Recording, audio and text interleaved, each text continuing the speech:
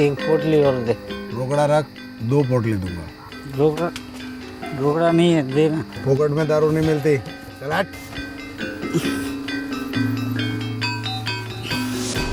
ये ले, अभी दे। क्या है ये? घड़ी है, कीमती है बहुत। कबाड़ में भी नहीं बिकेगी ये घड़ी। अभी देना, कुछ तो दे यार। ले बदले इतनी ही मिलेगी, समझा? झटक और निकल यहाँ से।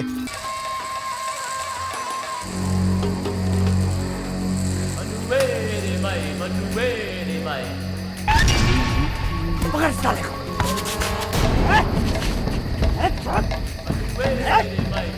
अरे कुछ नहीं मिलेगा।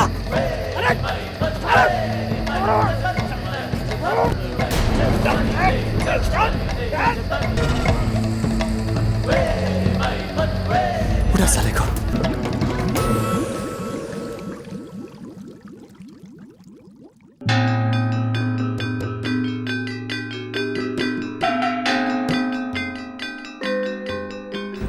साहब, ये मेरा बेटा मनीष कल रात से घर नहीं लौटा। कहाँ से? जी वो बाहर गया था साहब। अरे किधर? ये करता क्या है तुम्हारा ये मनीष? हमारा मनीष कड़िया 6 वो सुंदर नगर के पास बिल्डिंग बन रहा है ना, उसी में पत्थर का काम करता है। ये अकेला तो बिल्डिंग नहीं बना रहा है ना, दूसरे लोग भी होंगे उधर पे काम करने वाले। उन लोग से पूछताछ किया? जी की साहब। क्या बोले? साहब, मेरा बेटा पीता है। पीता है એટલે દારૂડિયો છે? रोज पीता है साहब। दिन में भी पीता है? नहीं साहब, दिन में नहीं, सिर्फ शाम को वो नाके पे जाके वहाँ पर साहब वो रात को जरूर घर लौट आता है। और उसके आने के बाद ही मैं खाना खाती हूँ। हो सकता है ज़्यादा पी ली होगी, कहीं पड़ा होगा, आ जाएगा घर पे। शाम तक देखते हैं, अगर नहीं आया तो फिर देखते हैं क्या कर सकते हैं।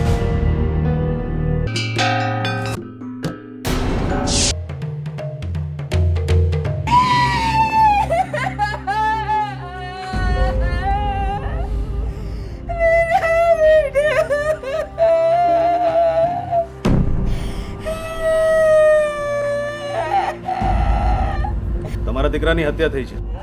हम लोगों ने केस दर्ज किया, तहकीकात शुरू है। अभी आप लोग जितनी जानकारी देंगे केस उतनी जल्दी क्लोज होगा। मनीष की किसी के साथ में दुश्मनी? एक बार पोस्टमार्टम हो जाए, हमारी तहकीकात पूरी हो जाए, फिर आप लोग लाश ले जा सकते हैं। पटेल साहब, दारूड़ी आदमी था, नशे में खुदकुशी की होगी या नदी में गिर गया होगा। देखिए ना, माँ बाप कैसे चुपचाप बैठे हैं, एक चू नहीं कर रहे हैं। लेकिन अगर लाश का चेहरा बिगड़ा नहीं होता तो शायद तुम्हारी बात पर यकीन कर लेता वगैरह।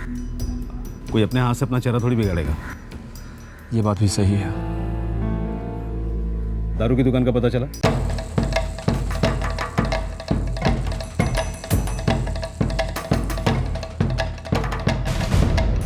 जय माता जी। साहब, आपने यहाँ आने की क्यों तकलीफ की? एक मोबाइल मार दिया होता, रात को 2 बजे पुलिस स्टेशन आ जाता। साले कारसन, मैं तेरे को मोबाइल मारूंगा? तेरा नाड़ा पकड़ कर घसीट कर नहीं लेके जाऊं तेरे को? कोई लफड़ा हुआ? 3 रात पहले तेरा एक गिराक आया था इधर पे दारू पीने के लिए, मनीष सोलंकी। वो फोकट चंद है साहब। खून हो गया उसका। खून?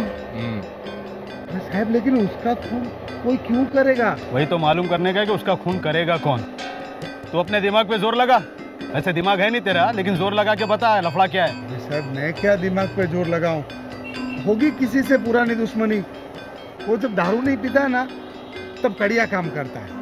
उधर सुंदर नगर के पास जो बिल्डिंग बन रही है ना, उधर काम करता है। वहाँ किसी को मालूम होगा उसका खून किसने। तू तैयार रहे। साहब चाय पी के जाओ ना साहब।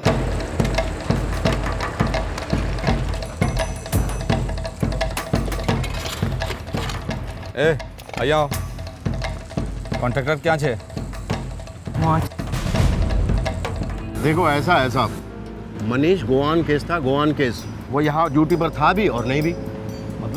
मतलब एक ही है साहब, पीकर टुन।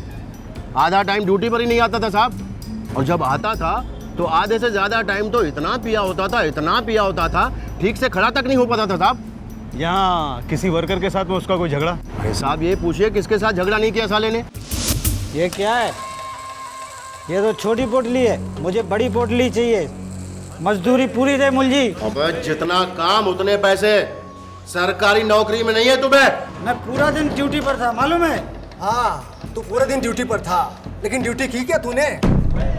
तेरा पूरा काम हम लोग करते हैं। मुझे भाई इसको एक भी पैसा मत देना और इसकी मजदूरी हमको दे। ए कमल, मेरी वैसे ही घंटी बज चुकी है और नाके पर जाने का टाइम हो रहा है। अगर तूने मेरे पैसों को हाथ भी लगाया ना, तो हाथ पैर जो कुछ भी तेरे पास है सब कुछ काट के फेंक दूंगा मैं, समझा?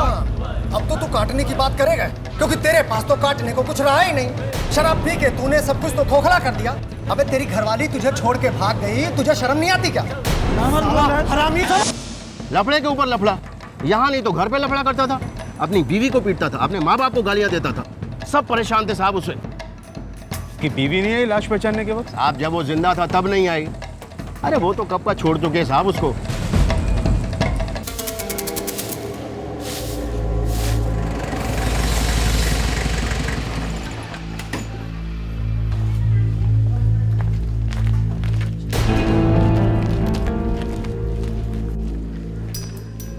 तुम लोग पहले नहीं बताया मनीष की बीवी भी है?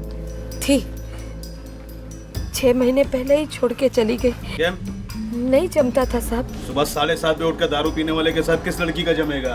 बात बराबर छे पटेल साहब। हमारा मनीष तो था ही नालायक तरुड़िया, किसी के साथ उसका जमता नहीं था।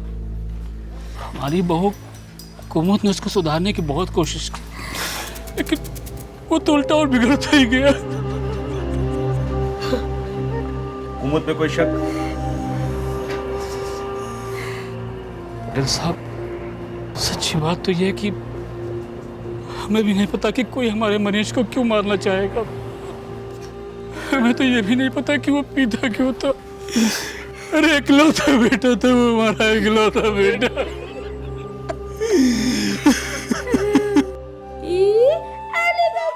मनीष को उसके माता पिता ने बड़े लाड प्यार से पाला था। उनकी आंखों का तारा था मनीष। मनीष, मनीष बेटा, ये देखो ये देखो ये देखो, मैं तुम्हारे लिए क्या लाया हूँ। ये देखो, ये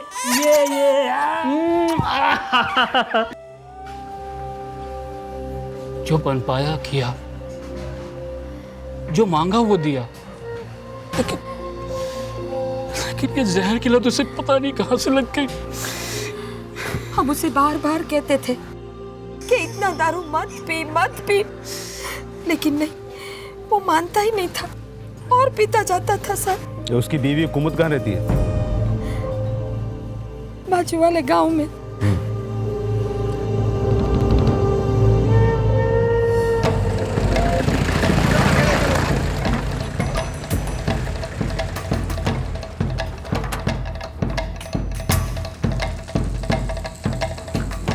कुमुद से बात करनी है, बुलाइए। सुन थे सर, मनीष के मर्डर के बारे में पूछताछ कर रहे हैं। ये मेरी दीकरी कुमुद। कुछ किया नहीं है तो घबराने की जरूरत नहीं है। मनीष के बारे में पता है ना? आपका पति अब इस दुनिया में नहीं रहा, मनीष का कत्ल हुआ है। हमने भी सुना है सर, पर 6 महीने पहले कुमुद ने उसको छोड़ दिया था सर। अभी कुमुद हमारे साथ ही रहती है। मनीष के बारे में कुछ तो जानती होगी ये। किसी से कर्ज लिया होगा, किसी के साथ में दुश्मनी होगी। मनीष को क्यों छोड़ा? काय को छोड़ा मनीष को? मारता था। नालायक, हरामखोर, जानवर। अरे उसने हमको धोखे में रखा साहब। हमको इतना भी नहीं बताया कि लड़का एक नंबर का शराबी है। अरे हर रोज पीटता था इसको, हर रोज। मनीष जैसा भी था उसका कत्ल हुआ है। तुम्हारा गुस्सा देखकर शक तुम पर भी बनता ही बनता है काका। बहुत जोर थी बोलो तुम्हें। देखो कुमुद बेन, हमें मालूम है कि मनीष को छोड़ने का तुम्हारे पास ठोस कारण था, लेकिन कोई तो कारण होगा ना कि कोई मनीष के खून का इतना प्यासा था। साहब, उसे कोई क्यों मारना चाहेगा? दरअसल वो किसी की जान लेना चाहता था। किसकी? मेरी। कंधा दे पहले। समझ में नहीं आ रहा तेरे को? क्या बोल रहा हूं मैं? मनीष तू क्या कर रहा है? पीछे तू बीच में नहीं, चल कंगन पागल हो गया है क्या?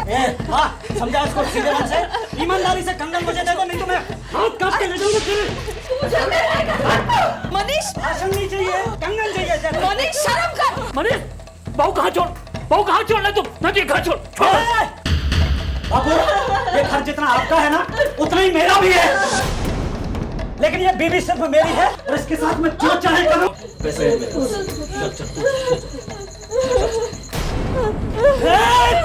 मनीष, मनीष मेरे साथ। उस रात अगर जितेंद्र भाई बीच में नहीं आते तो मनीष ने तो मुझे मार ही डाला होता। उस रात को ही घर छोड़ दिया था मैंने इंस्पेक्टर साहब। उसके हाथों मार खाने से ज्यादा मुझे उसके हाथ जीने को डर लगता था। आपको बताओ इंस्पेक्टर साहब, वो इंसान अंदर ही अंदर खोखला होता जा रहा था, दिन पर दिन मरता जा रहा था। ऐसे आदमी को पीकर मरे या उसे कोई मार डाले, क्या फर्क पड़ता है? साहब, उस दिन सिर्फ कुमुद बहन की जान बचाने के लिए ही मैंने मनीष को दारू पीने के पैसे दिए थे। वैसे ना मैं खुद पीता हूँ ना किसी को पीने देता हूँ। कब से जानता है ये सोलंकी परिवार को? जब से है तब से साहब। ये मनीष की किसी के साथ में जाती दुश्मनी? एक दोस्त नहीं था साहब, दुश्मन कहाँ से होगा। हाँ, लेकिन उसका सबसे बड़ा दुश्मन दारू की दुकान थी साहब। कब से पीता था ये? कुछ 4-5 सालों से। लेकिन पहले ऐसा नहीं था। मनीष अपने पिता से अच्छे से काम सीखा, कड़िया काम, मिस्त्री काम सब करता था। फिर अपने दोस्तों के साथ हफ्ते में 1 आध बार पीता था, फिर रोज पीने लगा और फिर दिन भर पीने लगा। किसी को पता नहीं चला कब गौन केस हो गया ये मनीष, जिसे इस लत ने अपने जहरीले लपेटे में ले लिया। बुधराम और सुगंधा के लिए वो उनका अपना खून था। बड़े लाड प्यार से पाला था उन्होंने मनीष को। उन्हें बड़ी उम्मीदें थी उससे। मौत के वक्त उनका मनीष सिर्फ 24 साल का था। मर्डर केस की फाइल बिना सुलझे बंद होने जा रही थी, लगभग हो ही चुकी थी।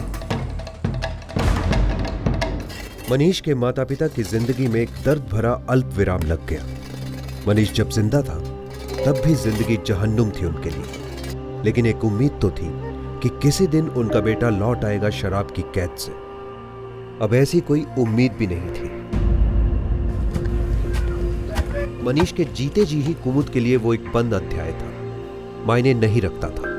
मौत के बाद मनीष कुमुद के लिए एक विलुप्त अध्याय बन गया, एक धुंधली सी याद, एक पुराना बुरा सपना।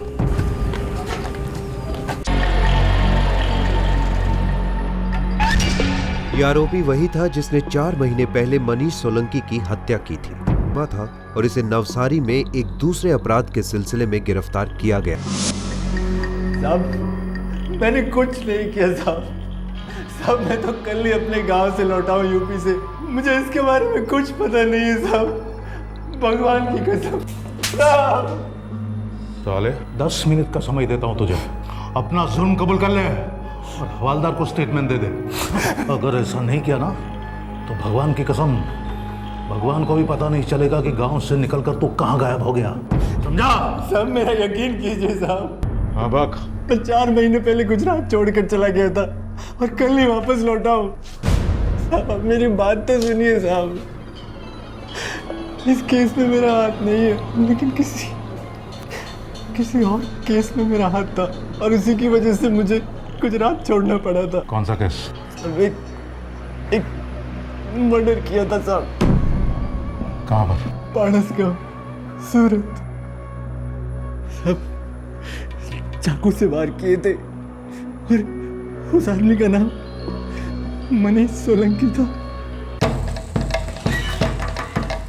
पटेल साहब, वो दारूडिया मनीष सोलंकी है ना, उसकी फाइल खोलनी पड़ेगी। क्यों?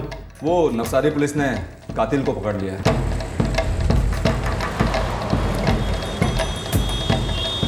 मनीष के कातिल अमित शर्मा को नवसारी से सूरत के रांदेर पुलिस स्टेशन भेजा गया। साहब मेरी उससे कोई दुश्मनी नहीं थी, मैं तो उसे जानता तक नहीं। इतने सुपारी था कौन वो? साहब वो नाम मनीष सोलंकी। आज रात को ही मिलेगा करसन भाई की दुकान पे। सिर्फ खत्म करना है या कुछ और भी? लाश को ठिकाने भी लगाना ही पड़ेगा। टोटल बोल। 5,000 मारने का, 2,500 मेरा एक असिस्टेंट है उसका, और 1,500 लाश को ठिकाने लगाने, तो कुल मिला के 9,000 हुआ। मार्केट में इससे अच्छा सौदा आपको और नहीं मिलेगा।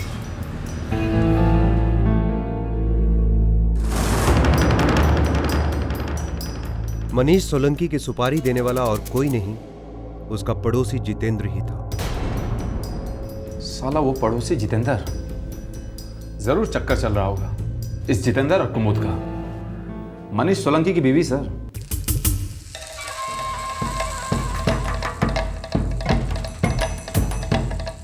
सुगंधा बहन जी। इस आदमी ने आपके बेटे को मरवाया था।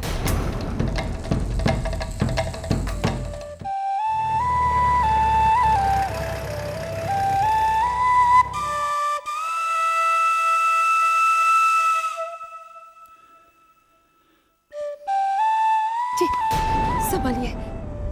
नहीं, कुमुद के साथ मेरा कोई चक्कर नहीं था। और एक बात, मनीष का खून मैंने नहीं करवाया। ये खूनिए ने, इसने बोला तूने इसको सुपारी दी। और मैं बोल रहा हूँ सुपारी किसी और ने दी। मैंने सिर्फ इस खूनी तक पहुंचा ही। ये मनीष किसी अंडरवर्ल्ड या पॉलिटिक्स का बादशाह था क्या? और वो ऐसी कौन सी तोप था जो उसके खून का प्यासा था? उसका अपना खून सर। दुनिया यकीन नहीं करेगी पर ये सच है। बुधराम, ये क्या कह रहे हैं आप लोग? बावले हो गए हैं क्या? पटेल साहब, आप ये कहना चाहते हैं कि मेरी बीवी यानी कि मनीष की बात ने मनीष को मरवा दिया? ये हम नहीं कह रहे, जितेंद्र कह रहा है। और जिसने सुपारी ली थी उसने जितेंद्र का नाम लिया। तो आप लोग उसी का यकीन कर रहे हैं? हम यकीन नहीं कर रहे हैं, हम सिर्फ ये जानना चाहते हैं कि उसने ऐसा गंभीर आरोप लगाने की हिम्मत कैसे की। सुगंधा बहन, समझ गए? बोलो।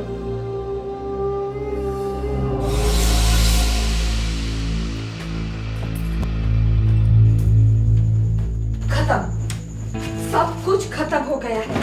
अब बेचने के लिए कुछ भी नहीं बचा। तुझे बेचना ही है ना, तो मुझे और तेरे बापू को बेच दे। चुप कर। चुप। मनीष नहीं, मनीष मेरी बात सुन बेटा। सिर्फ एक बार अपना मन मजबूत करेगा ना तो सब कुछ ठीक हो जाएगा। सिर्फ एक बार दारू छोड़ने की कोशिश करना। हम लोग डॉक्टर के पास भी जाएंगे और डॉक्टर भी तुझे मदद करेगा। खोपड़ी मत खिसका मेरी। चल हट जा। बेटा नहीं बेटा, अरे कुछ नहीं है इसमें। ये क्या है? नहीं नहीं, अगर मुझे इस समय दारू नहीं मिली तो मैं पागल हो जाऊंगा। मैं पूरी बस्ती को आग लगा दूंगा। बात देखिए, आप शांत हो जाइए। आप शांत हो जाइए, शांत हो जाइए।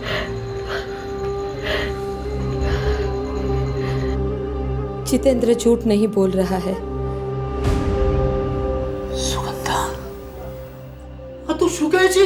हाँ, मैंने ही जितेंद्र को पैसे दिए थे मेरे मनीष की हत्या करवाने के लिए। जितेंद्र। हाँ बा। बेटा मेरा एक काम करेगा? बा, ये आप क्या कह रही हैं? आप हुक्म कीजिए बा। मेरा मनीष है ना, दारू के पंजे में फंस गया है। उसे मैं आजाद करवाना चाहती हूँ। हाँ बा, हम किसी अच्छे से डॉक्टर को दिखाकर उसका इलाज करवा सकते हैं। नहीं नहीं बेटा, इसका कोई फायदा नहीं होगा। वो धीरे धीरे मर रहा है। मैं उसे हमेशा हमेशा के लिए आजाद करवाना चाहती हूँ। हमेशा हमेशा के लिए।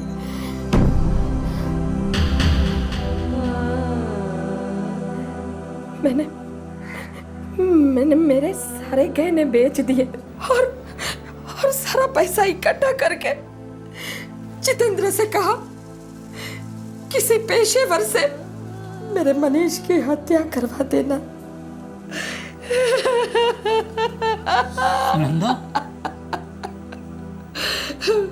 मनीष के बापू, हमारा बेटा तो पहले से ही मर चुका था ना, ये बात सच है ना?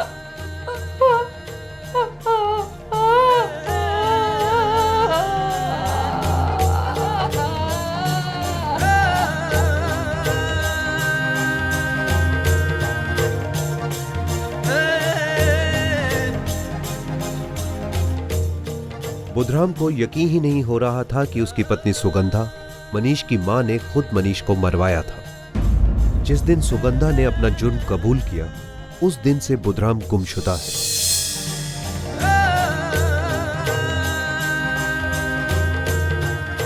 सुगंधा पर अपने ही बेटे की हत्या की साजिश का आरोप लगा है